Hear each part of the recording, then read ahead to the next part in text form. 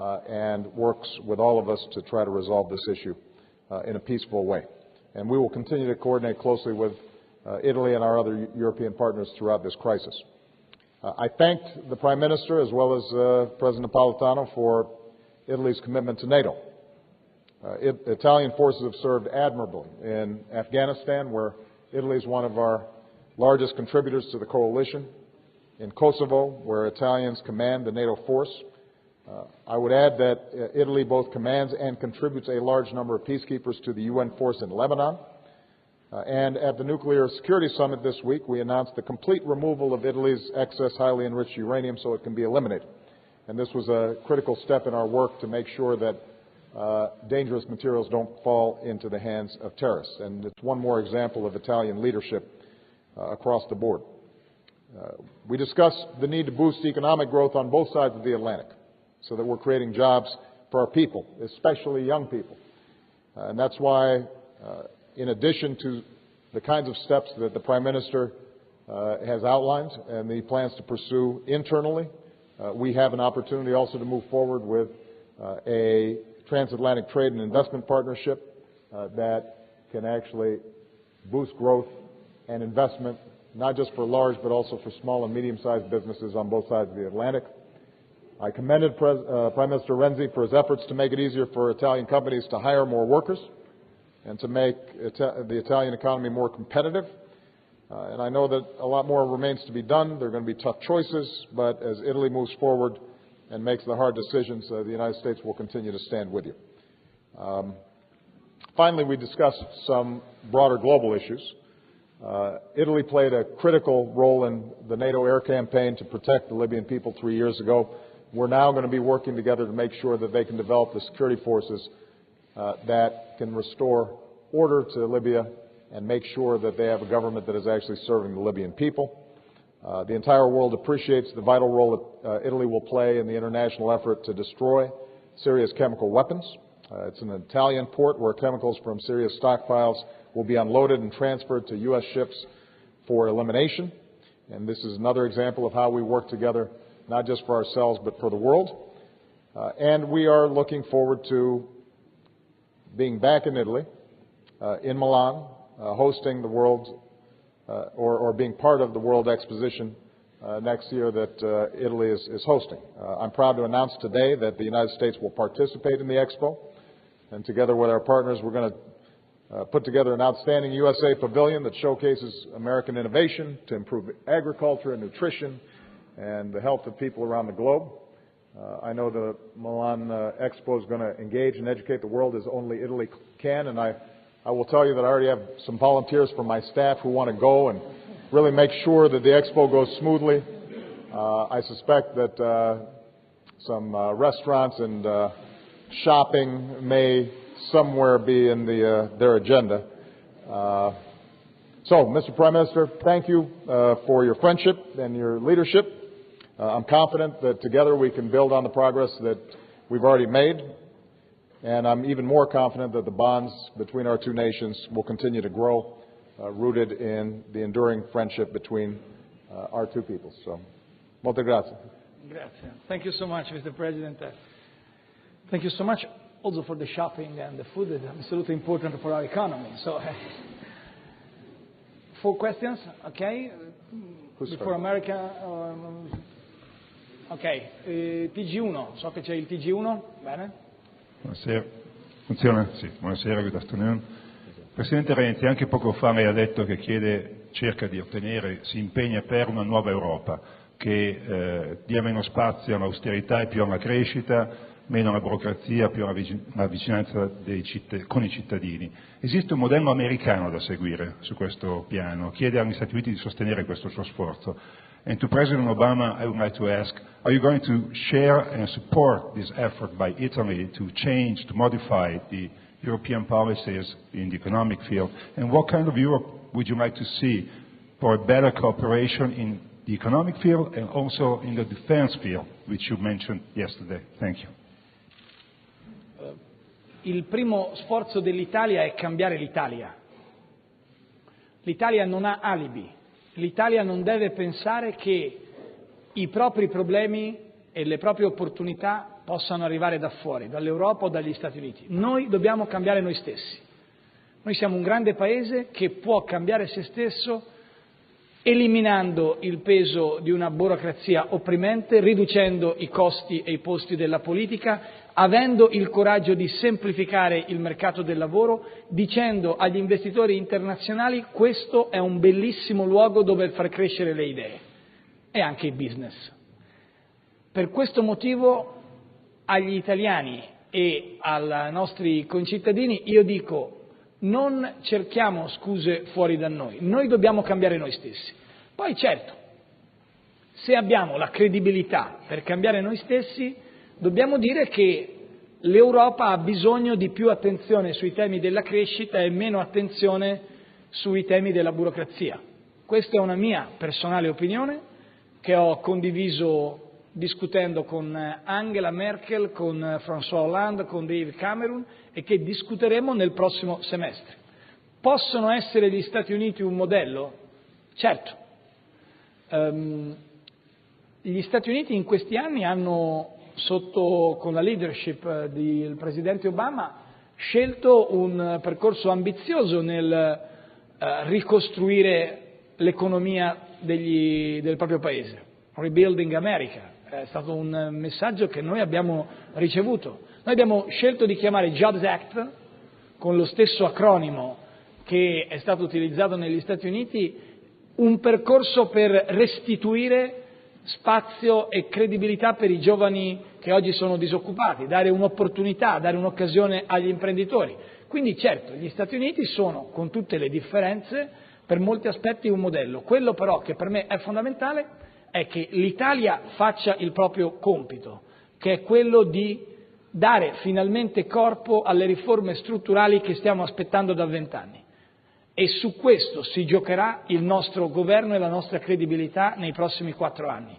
Noi vogliamo cambiare noi stessi.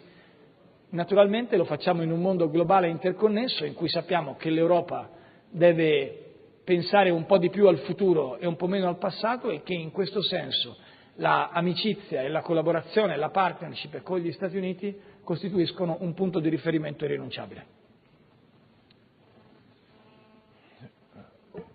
Well, before I talk about the future, let me just talk about the recent past, because I think that Europe has taken some important steps and they deserve credit.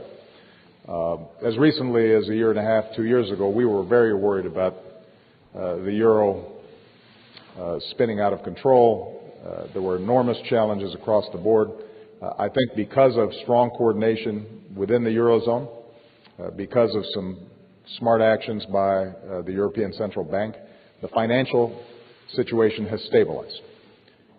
I also think that there were countries that were under enormous market pressure. Borrowing rates were skyrocketing, and because of some tough decisions, you've seen those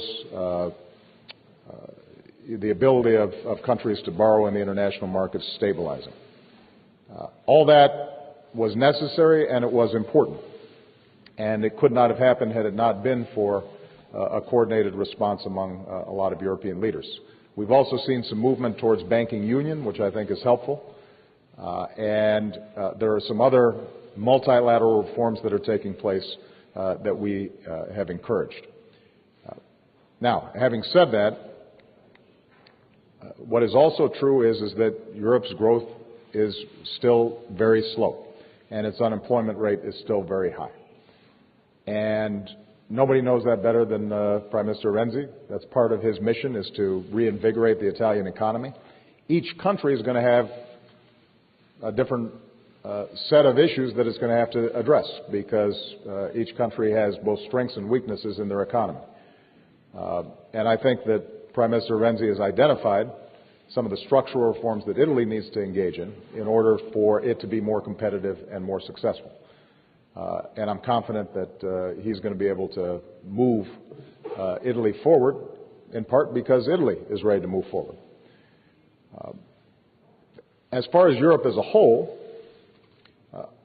I do think that the old debate about growth versus austerity is a sterile debate. I think you need to have your public finances in order, but you also have to grow. And the more you grow, the easier it is to get your public finances in order. There are different capacities within Europe, and I've said before, and I will repeat again, that those countries that have substantial surpluses have more room to help boost European-wide demand, and that in turn will help countries that are still in deficit. That will lift Europe as a whole, and that means that everybody's growing. And so, in my conversations with President Barroso and Van Rompuy yesterday at the European Union, I encouraged them to continue to identify ways in which countries with surpluses can do more to boost demand while still being prudent about their public finances. The last point I guess I would make is in terms of the United States and how we can be helpful. Part of it is us making sure that we're taking care of our own issues. It's not as if we don't have a lot of work to do ourselves. We've grown faster than Europe, and I think we recovered in part because we took some smart steps. But we also have some fundamental problems that many advanced nations face, and that in fact I discussed with His Holiness Pope Francis this morning, and that is an increasing tendency in the world economy for those who benefit from globalization and technology to do better than ever before, those at the top. Those at the bottom or in the middle having more and more problems, in part because perhaps their jobs have been rendered obsolete, in part because it's very difficult to see wages increase. Companies feel as if they can always move if labor makes too great a demand on wage increases or salary increases. And so all of us are seeing some structural problems in this new economy. And that means we've got to redouble our efforts to educate our young people, to make sure that we have the capacity to provide skills to our workers. If they lose their jobs, they can transition quickly, that we have a strong baseline of social support for people if they end up transitioning out of jobs, that we're paying more attention to opening up opportunity for people who've been locked out, particularly young people, because as I mentioned to the Prime Minister, one of the tragedies of high youth unemployment is that when young people don't have a strong attachment to the labor market early, that can continue for the rest of their careers. And they never fully recoup what's lost in terms of their potential earnings and their ability to advance in the labor market. And so we can't afford to have years and years of young people who are drifting, working part-time, not able to develop the kinds of careers and skills that will allow them to succeed in the future. That has to be a priority, and I know Prime Minister Renzi is focused on it.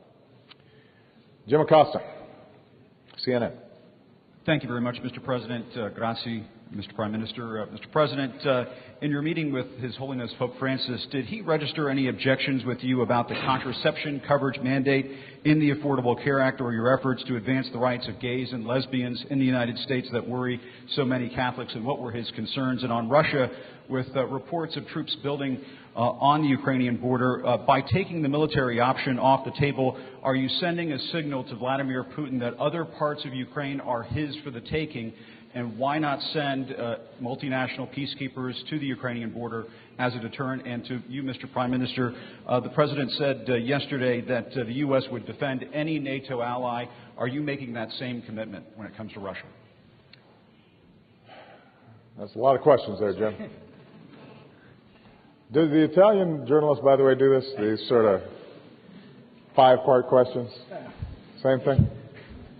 No comment? Say about Italian journalism. All right, let me try to remember this. In terms of the meeting with His Holiness Pope Francis, we had a wide-ranging discussion. I would say that the largest bulk of the time was discussing two central concerns of his. One is